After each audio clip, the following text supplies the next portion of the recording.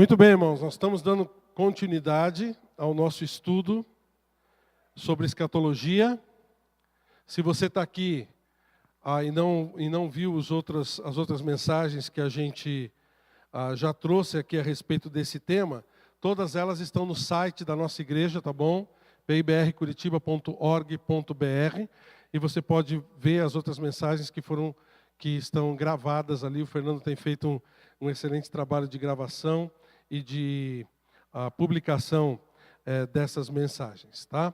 Então, nós estamos conversando a respeito das atividades que vão acontecer depois do arrebatamento da igreja, dentro do período chamado período da tribulação, tá? Mas antes da gente entrar nisso, deixa eu levar vocês para aquele texto que a gente leu no começo do nosso culto. Nós lemos esse texto de Mateus capítulo 28, versículos 18 a 20, que fala a respeito da ordem de Cristo para a gente levar o Evangelho para as pessoas, e também da promessa que Ele mesmo faz no final, quando Ele fala para a gente ir e pregar o Evangelho a toda criatura. Ele fala que eu vou estar com vocês todos os dias até a consumação dos séculos. Quando é a consumação dos séculos? O que é isso, consumação dos séculos? O final, o fim dos tempos, quando tudo isso vai acabar. E isso também está no nosso futuro. Isso também está no futuro até das pessoas que vão passar por esse período da tribulação. Então, há uma promessa de Cristo que Ele vai estar com os seus, inclusive no período da tribulação. Parou para pensar nisso? Porque, apesar de ser aquele tempo terrível que a gente viu na semana passada, na última mensagem, de todos os flagelos que vão acontecer, ainda o testemunho de Deus vai estar bem presente nesse período da tribulação. Quando a igreja for arrebatada, ainda milhões de pessoas estarão vivendo sobre a terra e terão que passar por todo esse período da tribulação. E essas mesmas pessoas também precisam ser salvas. Você sabe qual é a vontade de Deus? Vamos dar uma olhada nesses dois versículos rapidinho. Você lembra o que diz 2 Pedro capítulo 3, versículo 9? Abre lá comigo. Volta algumas páginas aí no livro de Apocalipse, se você está aberto em Apocalipse. Mas 2 Pedro capítulo 3, versículo 9, o apóstolo Pedro diz o seguinte: não retarda o Senhor a sua promessa, como alguns a julgam demorada. Pelo contrário, Ele é longânimo para convosco, não querendo que nenhum pereça, senão que todos cheguem ao arrependimento. Isso inclui as pessoas da tribulação?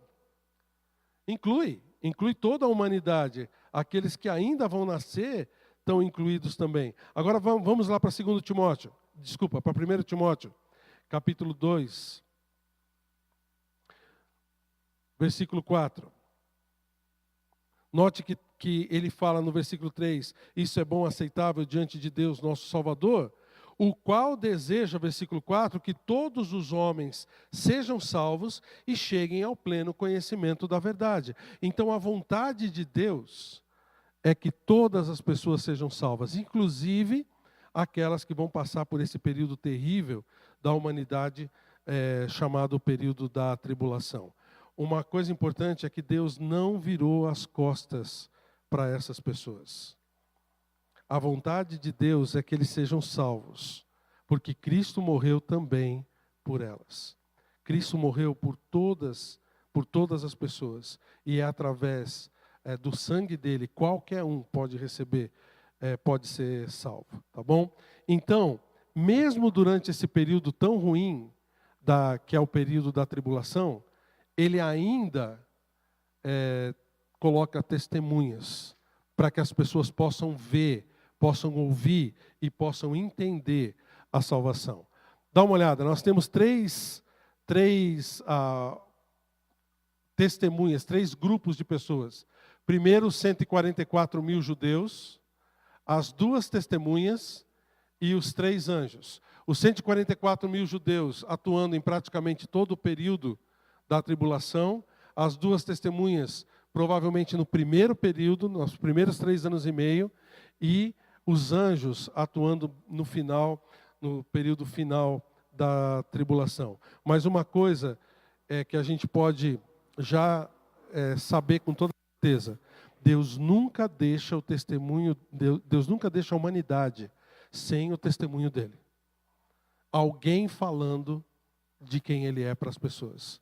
Porque a vontade dele é que as pessoas sejam salvas. Hoje nós vamos ver um pouquinho sobre quem são essas pessoas que vão pregar o evangelho do reino durante o período da tribulação. Tá bom? Vamos começar lembrando só de um aspecto importante. Abre comigo em Apocalipse capítulo 7. Dá uma olhada nesse texto. Depois nós vamos voltar para lá, se você quiser deixar o seu dedo ali. Mas olha o que diz o versículo 9, até o versículo 17. Apocalipse capítulo 7, começando no versículo 9.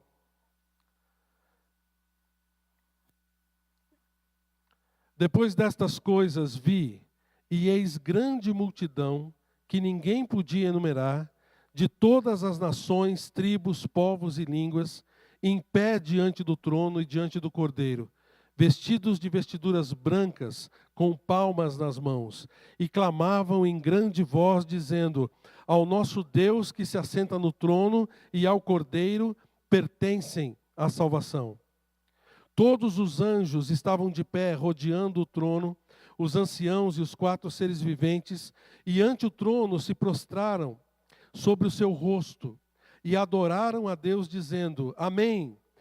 O louvor e a glória e a sabedoria e as ações de graça e a honra e o poder e a força sejam ao nosso Deus pelos séculos dos séculos. Amém. Um dos anciãos tomou a palavra dizendo: estes que se vestem de vestiduras brancas, quem são e de onde vieram? Respondi-lhe: meu Senhor, tu o sabes. Ele então me disse: são esses os que vêm? Notou? Da grande tribulação. Lavaram as suas vestiduras e as alvejaram no sangue do Cordeiro, razão porque se acham diante do trono de Deus e o servem de dia e de noite no seu santuário. E aquele que se assenta no trono estenderá sobre eles o seu tabernáculo. Jamais terão fome, nunca mais terão sede. Não cairá sobre eles o sol, nem ardor algum, pois o Cordeiro que se encontra no meio do trono os apacentará e os guiará para as fontes da água da vida, e Deus lhes enxugará dos olhos toda lágrima. A maravilha aqui é que a gente vê nessa multidão de pessoas louvando a Deus e louvando ao Cordeiro. Cordeiro, você sabe quem é? Quem é? Jesus. Essas pessoas que vieram da tribulação. Essa aqui é uma cena no céu. É uma cena já das pessoas remidas. E essas pessoas são salvos que vieram durante esse período da tribulação. Então a gente pode afirmar que muitas pessoas vão receber Cristo como seu Salvador, muitas pessoas vão aceitar Cristo durante esse período, através do testemunho dessas pessoas que vão estar trabalhando durante a tribulação para levar o evangelho às pessoas. E desses 3 grupos, o primeiro é desses 144 mil. 144 mil, e a gente vai ver quem eles são. Está no começo do capítulo 7. Depois disso vi 4 anjos em pé nos 4 cantos da terra, conservando seguros os 4 ventos da terra, para que nenhum vento soprasse sobre a terra, nem sobre o mar, nem sobre árvore alguma. Vi outro anjo que subia do nascente do sol, tendo o selo do Deus vivo, e clamou com grande voz aos 4 anjos, aqueles aos quais foi dado fazer dano à terra e ao mar, dizendo: não danifiqueis nem a terra, nem o mar, nem as árvores, até selarmos na fronte os servos do nosso Deus. Então ouvi o número dos que foram selados, e que era 144.000 de todas as tribos dos filhos de Israel. Da tribo de Judá foram selados 12.000, da tribo de Ruben, 12.000, da tribo de Gade, 12.000, da tribo de Azer, 12.000, da tribo de Naftali, 12.000, da tribo de Manassés, 12.000, da tribo de Simeão, 12.000, da tribo de Levi, 12.000, da tribo de Issacar, 12.000, da tribo de Zebulon, 12.000, da tribo de José, 12.000, da tribo de Benjamim foram selados 12.000. Então esse primeiro grupo são 144.000 judeus selados com o selo do Senhor. Cada um, 12.000 deles, de cada tribo de Israel. E você viu que eles foram selados com o nome de Cristo. Olha só, no capítulo 14 também revela isso. Vai comigo lá para o capítulo 14, versículo 1. Olhei, e eis o Cordeiro em pé sobre o monte Sião, e com ele 144.000, tendo na fronte escrito o seu nome e o nome do seu pai. Enquanto, aqui no capítulo 7, eles estão na terra, já começando a sua proclamação, no capítulo 14, eles já estão no céu. Viu? Depois a gente vai ver a dinâmica dessas duas passagens. Mas eles têm na fronte um selo, o nome do Cordeiro. Às vezes a gente pensa que o símbolo do cristianismo é a cruz. E até foi usada na antiguidade muitas vezes, a cruz como sendo símbolo. E muitas pessoas pensam que essas pessoas vão ter a cruz como símbolo na testa. Mas quando eles falam do nome de Cristo sendo o selo das pessoas, o cristianismo no começo não usou a cruz como símbolo, mas usou o peixe. Você sabia disso? O peixe foi usado como símbolo do cristianismo. Os primeiros cristãos não utilizavam a cruz, mas utilizavam o peixe como símbolo para se identificar como cristão. Por quê? Porque um dos motivos, além dos apóstolos serem pescadores, né, vários deles, os primeiros apóstolos foram pescadores, mas o próprio nome do Senhor Jesus Cristo em grego, as palavras formam a letra peixe, a palavra peixe. Essa palavra aqui, ixus, é a palavra peixe em grego. E no grego, lá já está colocado, é a inicial de cada um desses nomes. Jesus Cristo, Deus, Filho, Salvador. Então, a palavra peixe, no grego, tem esse significado. Então, provavelmente, quando se fala que o selo desses 144.000 vai ser o nome de Cristo, não vai ser um símbolo de cruz ou mesmo um nome, mas provavelmente um peixe desenhado na sua fronte, na sua testa. E é interessante, uma outra coisa, eles são servos do nosso Deus. Você notou ali no versículo 3 do capítulo 7? Até selarmos na fronte os servos do nosso Deus. Eles são provavelmente não só judeus que vão estar ali proclamando o seu Messias, mas eles vão ser evangelistas, eles vão ser pregadores do reino dos céus. Esses 144.000 vão ser espalhados pelo mundo, e eles vão pregar em cada canto do mundo que as pessoas precisam ir a receber o Senhor Jesus Cristo como seu Salvador, porque Ele vai voltar. Se nós proclamamos que Ele vai voltar para arrebatar a igreja, eles vão pregar que Ele vai voltar para vir e dominar o mundo, como realmente vai acontecer, estabelecer o seu reino. É isso que Israel deveria ter feito desde o início. Proclamado o Messias para todo mundo. E Deus atribuiu isso para nós, a igreja. Hoje, nós, igreja, proclamamos coisa que Israel fica calada. Coisa que Israel não faz. Hoje nós estamos meio que substituindo aquilo que Israel deveria fazer. E nesse momento, nessa situação, quando o relógio de Deus volta a conversar com Israel, volta à cronologia de Israel, os 144 mil vão assumir essa função de pregadores. No capítulo 14, versículo 4, vai lá comigo, dá algumas características dessas pessoas. Notem que são servos de Deus de verdade, mas com características especiais. Dá uma olhada no versículo 4. Ele fala que são celibatários. Note ali, capítulo 14, versículo 4. São estes os que não se macularam com mulheres, porque são castos. São eles seguidores do Cordeiro, por onde quer que vá. São os que foram redimidos dentre os homens, primícias para Deus e para o Cordeiro. Note que eles não se macularam com mulheres, então uma das características deles é que são celibatários. Diz também que são seguidores do Cordeiro, então eles estão dando testemunho de Cristo, de que ele realmente é o Messias. Lembra que os israelitas hoje não aceitam Jesus como sendo o seu Messias. Você sabe disso, né? Israel hoje, como religião, ainda está esperando o Messias. Mas a gente sabe que o Messias já veio.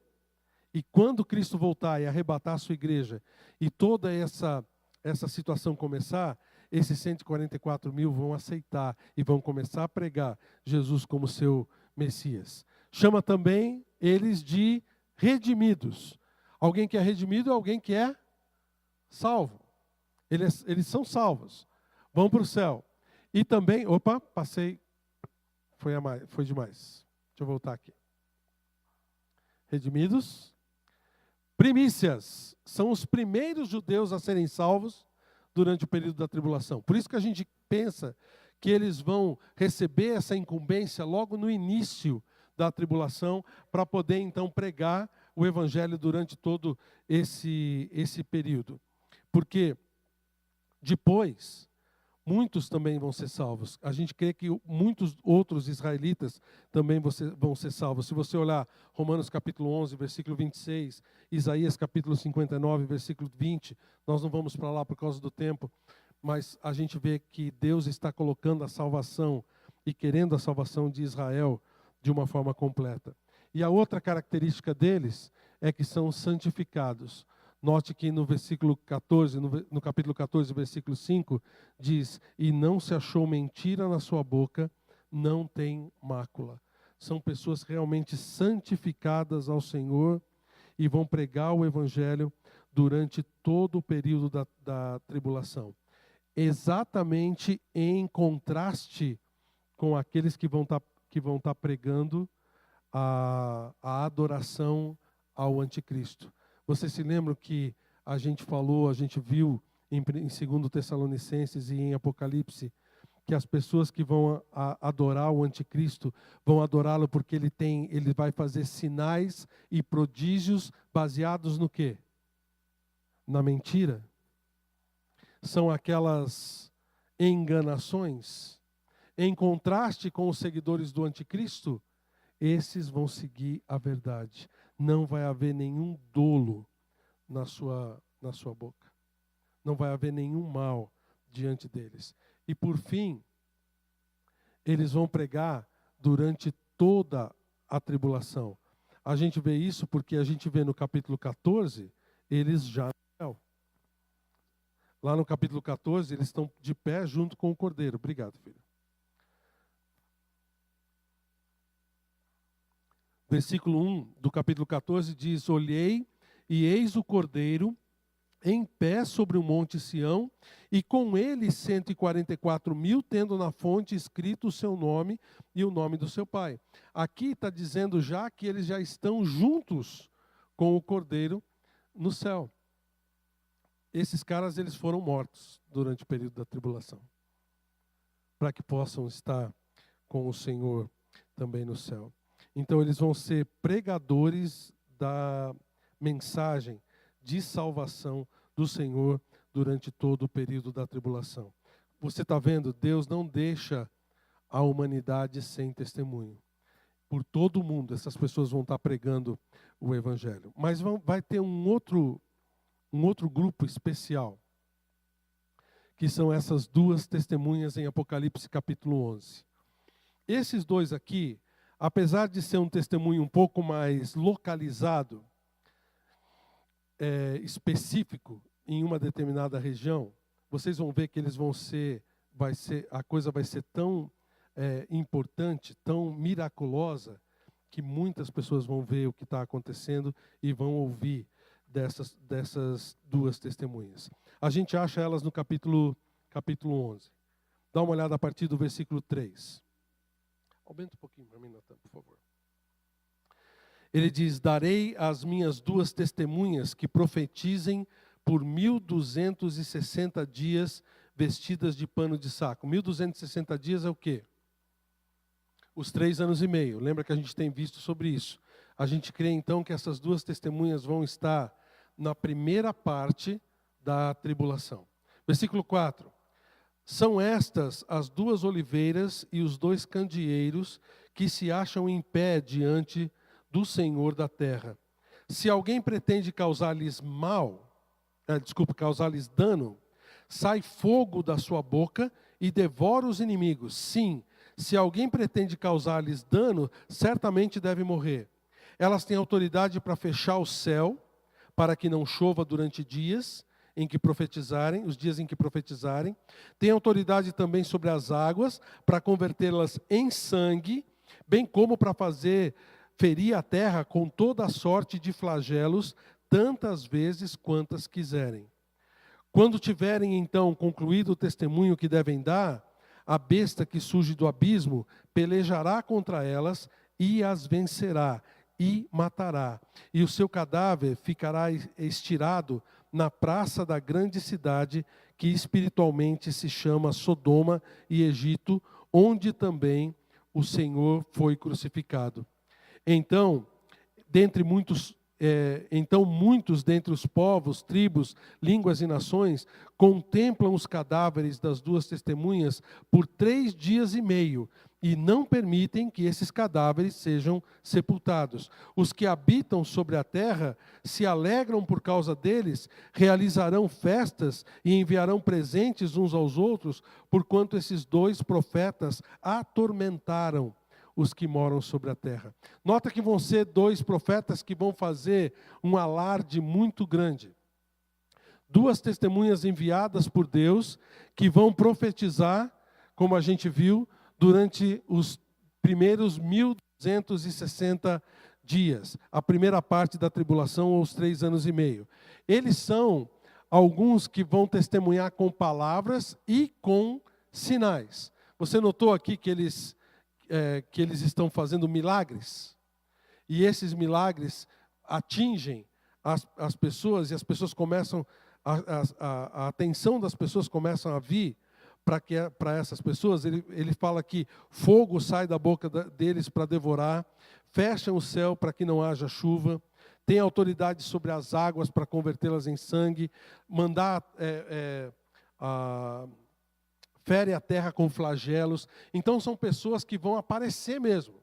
São 2 testemunhas que vão ter o poder de Deus para fazer sinais que vão atormentar todas essas pessoas que seguem o Senhor Jesus Cristo. É interessante porque as pessoas tentam imaginar quem são essas 2 testemunhas.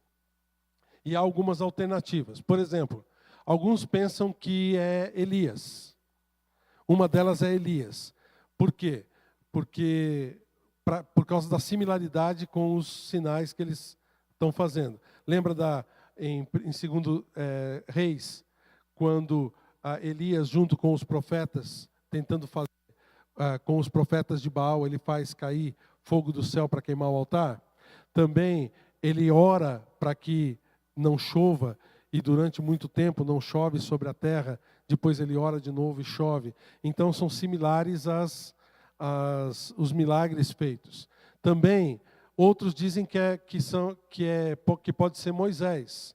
Lembra, Moisés, ele foi um dos que apareceu na transfiguração, quando Jesus estava com os seus apóstolos, né?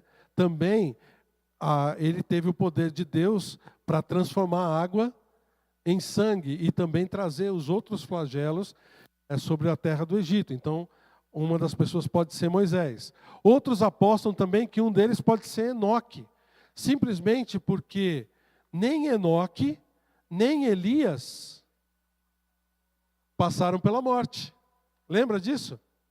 Enoque foi arrebatado com Deus, a gente pode ver isso em Gênesis capítulo 5, e Elias também foi levado por Deus para o céu com um carro de fogo. Então, muitos acreditam que essas duas testemunhas, por Elias e Enoque não terem passado pela morte, eles serão trazidos de volta e então vão ter a sua morte durante o período da tribulação. Mas o que a gente pode afirmar de verdade é nada, tá? A gente não pode afirmar nada. Pode ser que não seja nenhum deles, pode ser que sejam outras pessoas, tá? Mas o que a gente sabe é que Deus realmente vai usar essas testemunhas para fazer um estardalhaço bem grande em toda a humanidade naquela situação. Essas duas testemunhas também, olha só, serão vencidas pelo anticristo. Essa é uma coisa muito importante também da gente ver. Note o versículo 7 que fala que quando tiverem então concluído o testemunho que devem dar, a besta que surge do abismo, a gente já sabe quem ela é, o anticristo, pelejará contra elas e as vencerá e matará. E o seu cadáver ficará estirado na praça da grande cidade, que espiritualmente se chama Sodoma e Egito, onde também o seu Senhor foi crucificado. Que cidade é essa? Jerusalém. Espiritualmente, tem o nome de Egito e Sodoma por causa do pecado da cidade, mas é a cidade, especificamente aqui, onde Cristo foi crucificado, então, Jerusalém. Agora, uma coisa, só para a gente pegar alguns detalhes desse vencer do anticristo sobre essas testemunhas. Só quando eles estiverem concluída a sua missão. Deus só vai permitir que o anticristo vença as testemunhas quando a missão delas estiver terminada. Quando o testemunho tiver sido dado. Outra coisa, note que eles vão ficar expostos em Jerusalém. Versículo 9, muitos dentre os povos, tribos, línguas e nações contemplam os cadáveres das duas testemunhas por 3 dias e meio e não permitem que esses cadáveres sejam sepultados. Eles vão até se dar presentes uns para os outros. A morte vai ser comemorada. Note o versículo 10, parece o Natal, né? Fica dando presente um para o outro. Tão grande foi o impacto do testemunho dessas duas testemunhas dentre o povo e dentre os seguidores do anticristo. Eles vão comemorar de forma assuntosa realmente a morte dessas testemunhas. O fato do anticristo ter vencido essas testemunhas. Só que tem uma coisa, olha só, elas vão ser arrebatadas por Deus. Olha o versículo 11. Mas depois de 3 dias e meio, um espírito de vida vindo da parte de Deus neles penetrou, e eles se ergueram sobre os pés, e aqueles que os viram sobreveio grande medo. E as duas testemunhas ouviram a grande voz vinda do céu, dizendo: subi para aqui. E subiram ao céu numa nuvem, e os seus inimigos as contemplaram. Naquela hora houve grande terremoto, e ruiu a 10ª parte da cidade, e morreram nesse terremoto 7.000 pessoas, ao passo que outras ficaram sobremodo aterrorizadas, e deram glória ao Deus do céu. Note que essas testemunhas vão ter o seu testemunho trazendo frutos. Muitos que estão ali vão ver que realmente elas vinham de Deus e que o anticristo não tem poder sobre aqueles que Deus coloca. Mesmo que se apresente uma derrota, mesmo que se apresente uma morte, no fim das contas, quem é que tem a vitória? Quem é que traz a vida? Você já parou para imaginar como Satanás ficou quando ele viu Jesus morrendo na cruz e sendo sepultado? Será que ele soltou fogos? Será que ele deu presentes para quem estava em volta? ele falou: venci. O Messias foi morto. Mas agora a gente vê, depois de 3 dias e meio, a mesma coisa que aconteceu com o Senhor. A vitória veio através do poder de Deus, trazendo vida de novo para essas testemunhas. E isso realmente é o que fez com que as pessoas dessem glória a Deus. Hoje, irmãos, da mesma forma, a gente não tem um Cristo morto. Nós temos um Cristo vivo, que está esperando que a gente se entregue para Ele. Da mesma forma, a gente deve glorificar a Deus nessa situação. Então, note, dois grandes grupos, 2 grandes testemunhas vão estar dando o seu testemunho durante todo o período da tribulação. Os 144.000 e também essas 2 testemunhas vão fazer com que as pessoas entendam e queiram dar glória ao Senhor. O testemunho de Deus vai ser colocado. E por último, a gente tem um terceiro grupo, que são 3 anjos, que vão estar já na parte final da tribulação, já no finalzinho da tribulação, dando testemunho também. A partir do versículo 14, a gente vê isso. Do capítulo 14, a partir do versículo 6. Dá uma olhada. Diz assim, capítulo 14, versículo 6. Vi outro anjo voando por meio dos céus, tendo um evangelho eterno para pregar aos que se assentam sobre a terra, e a cada nação, e tribo, e língua, e povo, dizendo em grande voz: temei a Deus e dai-lhe glória, pois é chegada a hora do seu juízo. Adorai aquele que fez o céu e a terra, e o mar e as fontes das águas. A gente vê o primeiro anjo proclamando às pessoas. E o que ele fala em resumo é: voltem para Deus. Voltem para Deus. O evangelho eterno está sendo proclamado. O temor, a glória, a adoração tem que ser dada a Deus e não a mais ninguém. No versículo 7 eles falam: temei a Deus e dai-lhe glória, pois é chegada a hora do seu juízo. E nós já vimos a semana passada o juízo de Deus sobre a humanidade. Deus ainda, através de um anjo, milagrosamente, vai falar com que as pessoas se voltem de novo para o Senhor. Esse vai ser o primeiro testemunho dos anjos. Há um segundo testemunho no versículo 8. Seguiu-se outro anjo, o segundo, dizendo: caiu a grande Babilônia, que tem dado a beber a todas as nações o vinho da fúria da sua prostituição. Essa grande Babilônia, ela é a parte religiosa, vamos dizer assim, do anticristo. É aquela parte que a palavra de Deus chama de a adoração que é colocada para ele.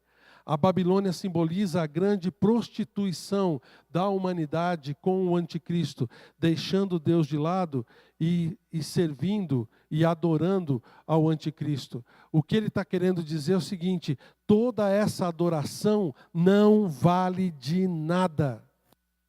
Vocês que seguem o anticristo, vocês que foram iludidos por essa religião, essa grande Babilônia, essa grande prostituta espiritual, vocês que foram iludidos, vocês vão receber o juízo de Deus. Não confiem no anticristo, o anjo está dizendo, porque caiu a sua adoração, caiu e caem junto com ele todos aqueles que o seguem. Esse é o segundo anjo dizendo. E o terceiro anjo está no versículos de 9 a 12.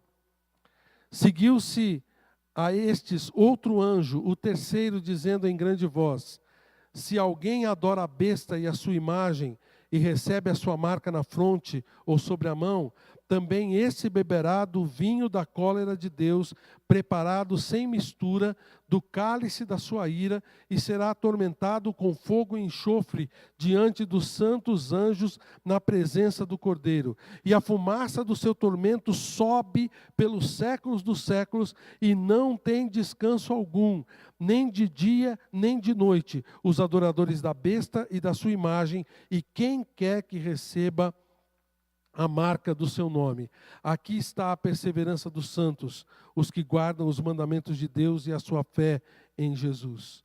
Aqui então ele está dizendo, olha, vejam o que vai acontecer com aquele que seguiu o anticristo. Eles vão ser lançados junto com eles para o juízo final de Deus e vão queimar no lago de fogo. Vão queimar na punição que Deus vai dar ao anticristo e a todos os que o seguirem. Então, note que o testemunho desses anjos é incisivo. Quem continuar seguindo o anticristo vai ser condenado juntamente com ele. Então, notem que há um grande alarido. Deus não vai deixar ninguém sem ouvir a mensagem da salvação. Tanto pelos 144 mil, quanto pelas duas testemunhas, que vão fazer um estardalhaço enorme para mostrar Deus para as pessoas, quanto por estes anjos. Imagina você vendo um anjo no céu, em grande voz, clamando para todos. Vai ser um momento em que Deus vai usar de misericórdia para com as pessoas. Vai usar de misericórdia para com aquelas pessoas que ainda estão seguindo o anticristo, dando uma última chance para que elas possam se voltar de novo para o Senhor. Esses são os grupos que vão pregar o evangelho durante a tribulação. Deus é bom, né? Deus é misericordioso, né? Mesmo as pessoas tendo rejeitado, Ele ainda vai dar muita chance para que as pessoas possam ouvir o evangelho e se converterem. Mas o que vai ser pregado durante a tribulação? Eu quero fazer uma comparação com você do evangelho que está sendo pregado hoje e do evangelho que vai ser pregado durante o período da tribulação. Tem umas pequenas diferenças. Primeiro, o que está sendo pregado hoje. A mensagem que a gente prega hoje é do evangelho da graça. Por que graça?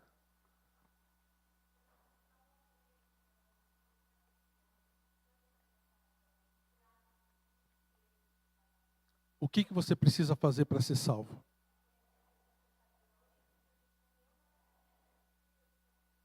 Isso. Ou em outras palavras, nada.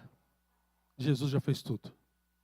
Basta você aceitar como um presente a salvação para você. Lembra de Efésios capítulo 2, versículos 8 e 9? Pela graça sois salvos, mediante a fé. Isso não vem de vós, é dom, é presente de Deus. Não de obras para que ninguém se glorie. A salvação hoje é uma salvação de graça. Você não precisa fazer nada. Basta aceitar o Senhor Jesus como seu único e suficiente Salvador, que você é salvo. Aceite Cristo como Senhor pela fé. Romanos capítulo 10, versículo 9 diz o quê? Se com a tua boca confessares a Jesus como Senhor e em teu coração creres que Ele ressuscitou dentre os mortos, será salvo. Basta você crer, confessando Ele como seu Salvador. O evangelho que nós pregamos hoje é esse aqui. Cristo veio para salvar. É uma mensagem da graça de Deus. Você notou aqui o que diz Mateus capítulo 11, versículos 28 e 29? Venha lá comigo para Mateus capítulo 11. Essa é a mensagem do Evangelho de Cristo hoje. Jesus falando disse o seguinte: vinde a mim, todos os que estáis cansados e sobrecarregados, e eu vos aliviarei. Tomai sobre vós o meu jugo e aprendei de mim, porque sou manso e humilde de coração, e achareis descanso para a vossa alma, porque o meu jugo é suave e o meu fardo é leve. Esse é o Evangelho que é pregado hoje. O que você precisa fazer, o que você tem que sofrer, o que você tem que sacrificar para receber essa salvação? Nada.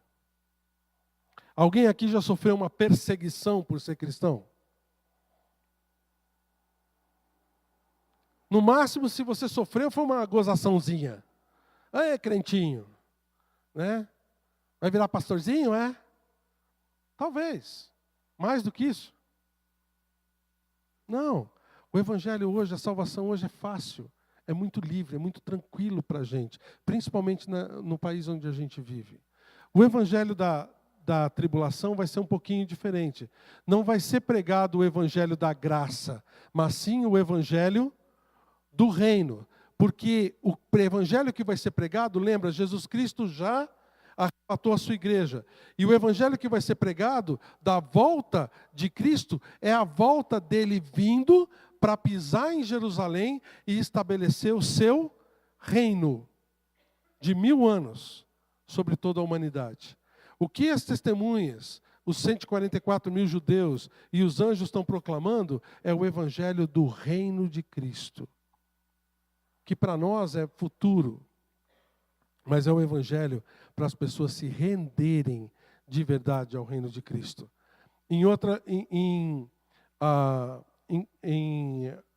De acordo com o evangelho da graça, aceite Cristo como seu Salvador pela fé.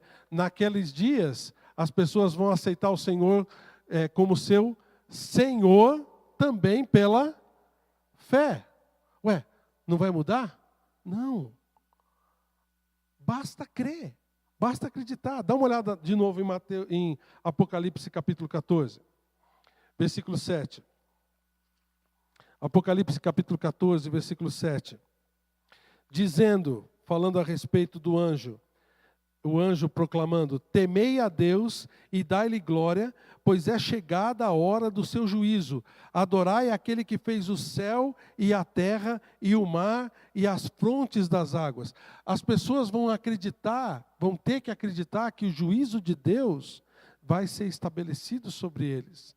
O juízo de Deus vai ser estabelecido sobre a terra. Olha o versículo 12. Aqui está a perseverança dos santos, os que guardam os mandamentos de Deus e a fé em Jesus. A salvação, irmãos, vai ser pela fé da mesma forma. Só que não na fé naquele que vai vir um dia e nos arrebatar, mas na fé daquele que vai vir e vai reinar para toda a eternidade. Para toda a humanidade, irmãos, desde Adão até o último homem e ou mulher que nascer na face da terra. A salvação é pela fé. A salvação é pela fé. A mensagem vai ser um pouquinho diferente. Enquanto na graça Cristo veio para salvar, na tribulação Cristo virá para reinar. O reino dele vai ser estabelecido. E a mensagem, ao invés de ser uma mensagem de graça, vai ser uma mensagem de juízo. Como tá aqui no que nós lemos do último anjo. Se você continuar seguindo o anticristo, você vai ser lançado no inferno junto com ele. Receba Cristo pela fé. Receba Cristo como seu rei. Comece a servir a ele em vez de seguir esse anticristo. Essa é a mensagem que vai ser pregada no período da tribulação. E as pessoas vão se converter. Como nós vimos em Apocalipse capítulo 7, muitas pessoas vão vir da tribulação com as suas vestes lavadas no sangue do Cordeiro. Isso é maravilhoso. A misericórdia de Deus é maravilhosa. Talvez você esteja pensando: então tá bom, então não precisa aceitar Jesus agora. Eu posso esperar chegar no período da tribulação, Vai ter oportunidade também na tribulação, então eu posso empurrar um pouquinho mais com a barriga? Porque se Cristo voltar antes de eu aceitar Jesus agora, eu vou ter oportunidade para aceitar Ele na salvação. Bom, em certo sentido você não está errado. Mas o que eu quero te dizer é o que vai acontecer com as testemunhas e com aqueles que se converterem no período da tribulação. Dá uma olhada no que vai acontecer. Primeiro, muitos serão mortos. Apocalipse capítulo 6, versículo 9. Dá uma olhada lá. Nós já vimos, é o quinto selo. Lembra do quinto selo? Quando ele foi aberto? Nós vimos a semana passada. Quando ele abriu o quinto selo, vi debaixo do altar as almas daqueles que tinham sido mortos por causa da palavra de Deus e por causa do testemunho que sustentavam. Clamaram em grande voz, dizendo: até quando, ó soberano Senhor, santo e verdadeiro, não julgas nem vingas o nosso sangue dos que habitam sobre a terra? Então a cada um deles foi dada uma vestidura branca. Olha só, lembra de Apocalipse 7? E lhe disseram que repousassem ainda por um tempo, até que também se completasse o número dos seus conservos e os seus irmãos, que iam ser mortos, como igualmente eles foram. A gente tem imagens de pessoas, lembra desse Estado Islâmico, e quantos cristãos foram mortos por eles.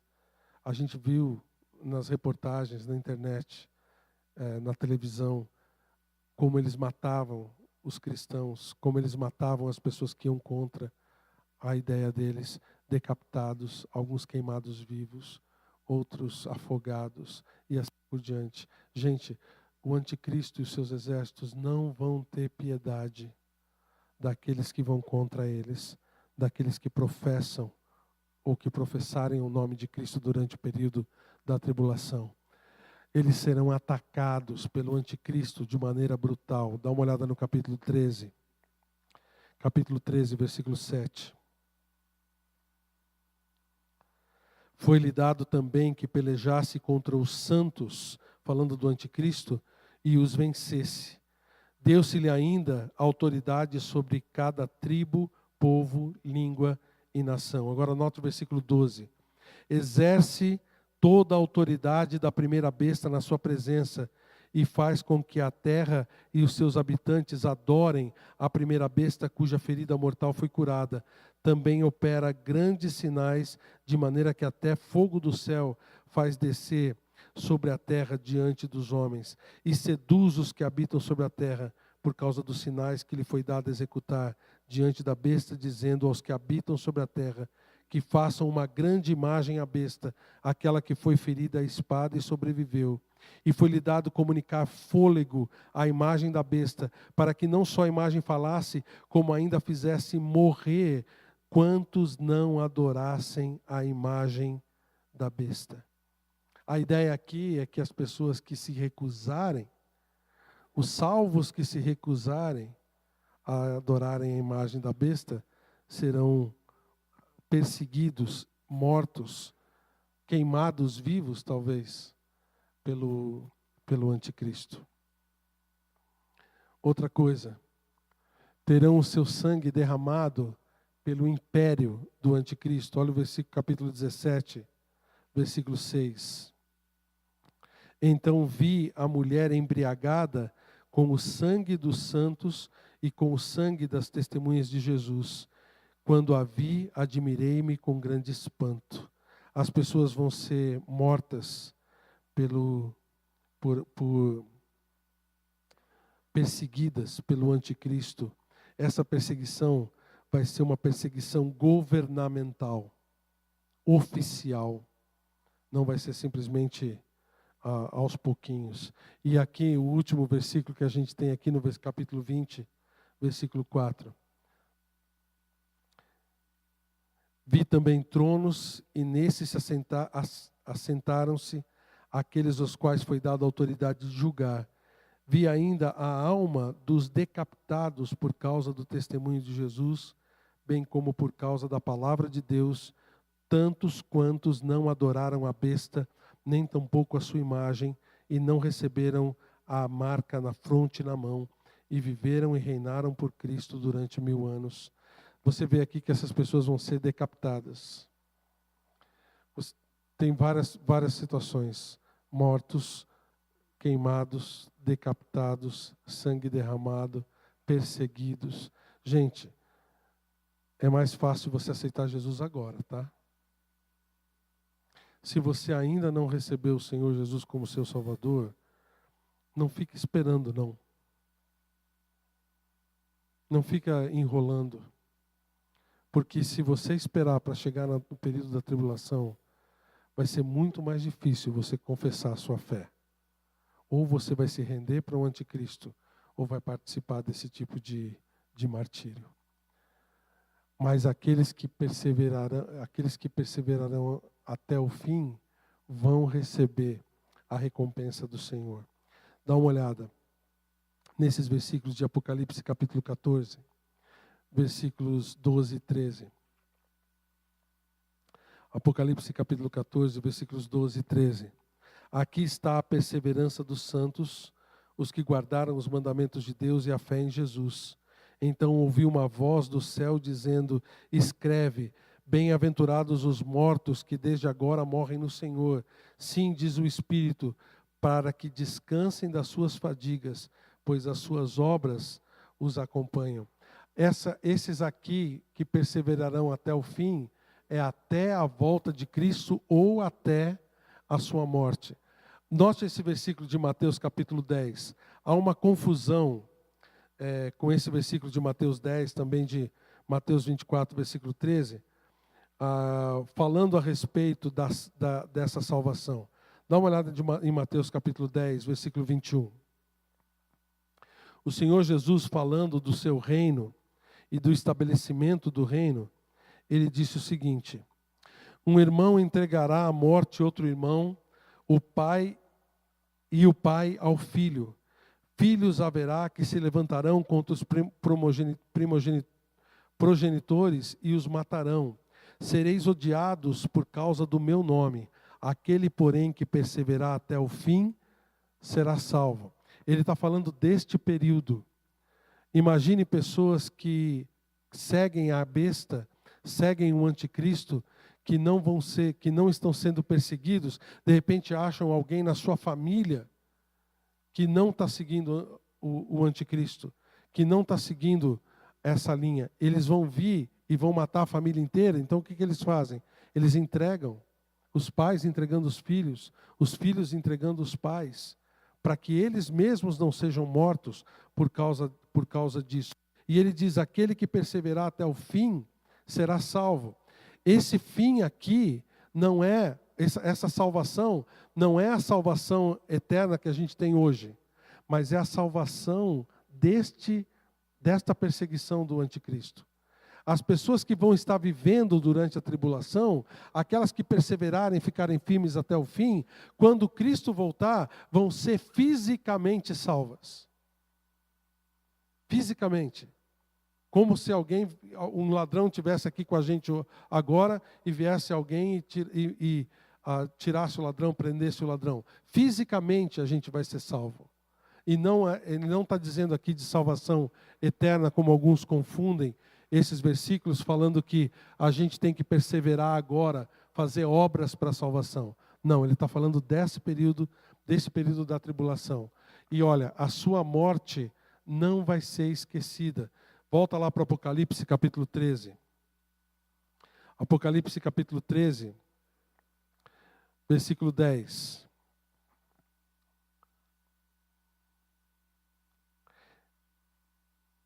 Se alguém leva para cativeiro vai. Se alguém matar a espada, será necessário que seja morto a espada. Aqui está a perseverança e a fidelidade dos santos. A morte dessas pessoas não vai ser esquecida de forma nenhuma, tá bom? Aqueles que perseverarem até o fim vão ser salvos e vão receber uma recompensa eterna. Eles vão servir no santuário de Deus. Dá uma olhada lá em Apocalipse capítulo 7, versículo 15. Note que diz: razão porque se acham diante do trono de Deus e o servem de dia e de noite no seu santuário. Também capítulo 22, versículos 3 e 4, você pode olhar depois, fala a respeito disso. Essas pessoas descansarão das suas tribulações. Nós lemos esses versículos agora há pouco. Todos eles vão ser levados para o Senhor, para o céu, e vão ressuscitar no reino de Deus. Dá uma olhada no capítulo 20, versículos 4 e 5 do livro de Apocalipse.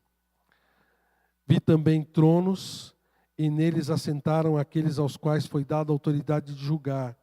Vi as almas dos decapitados por causa do testemunho de Jesus, bem como por causa da palavra de Deus, tantos quantos não adoraram a besta, nem tampouco a sua imagem, e não receberam a marca na fronte e na mão, e viveram e reinaram com Cristo durante 1000 anos.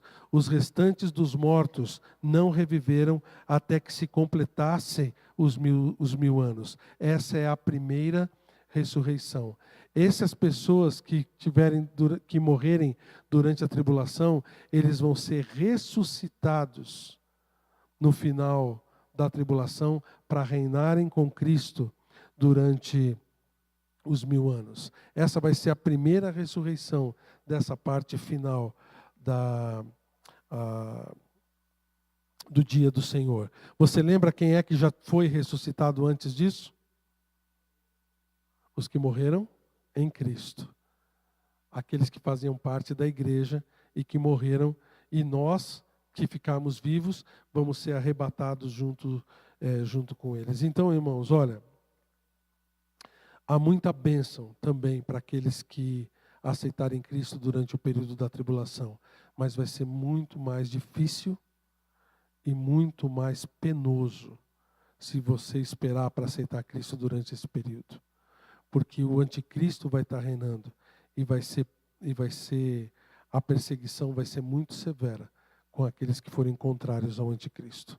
Então, não vai ser fácil ser cristão durante o período da tribulação. Aceite o evangelho da graça hoje. Se você está aqui hoje e você ainda não entregou a sua vida a Cristo, esse é o dia de você fazer. Porque Cristo pode voltar a qualquer momento. E se você tiver que esperar para chegar nesse período, você vai ficar frito. Você vai sofrer e vai penar muito mais para receber o Senhor como seu Salvador. Dá uma olhada nesse último convite da Bíblia. E a gente vai encerrar por aqui, tá bom? Dá uma olhada nesse último convite. Capítulo 22, versículo 10.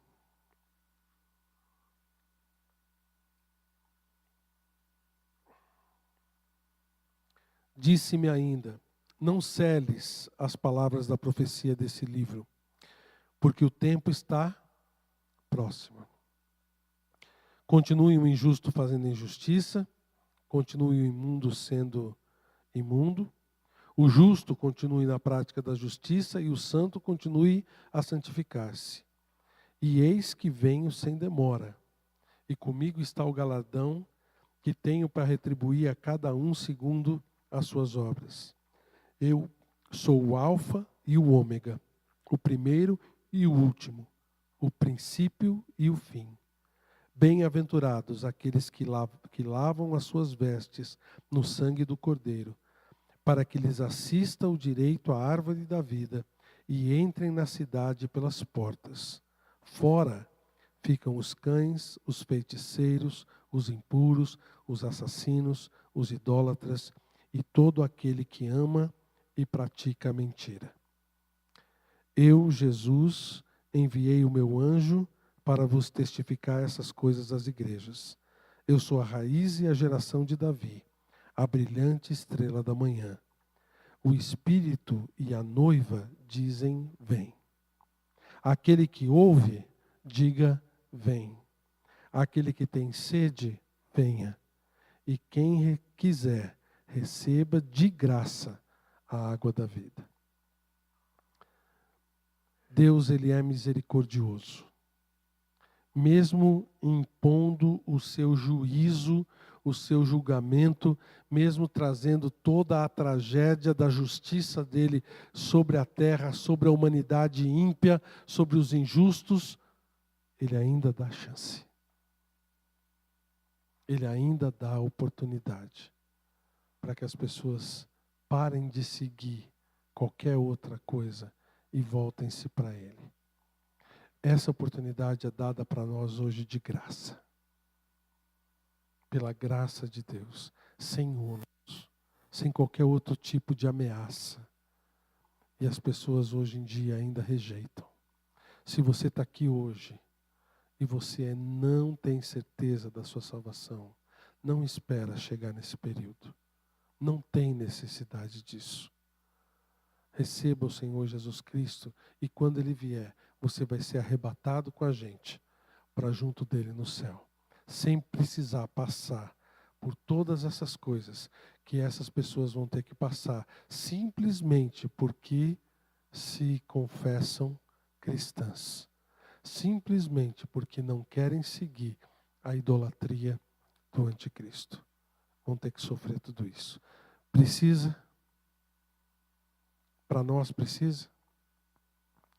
Então entregue a sua vida a Cristo.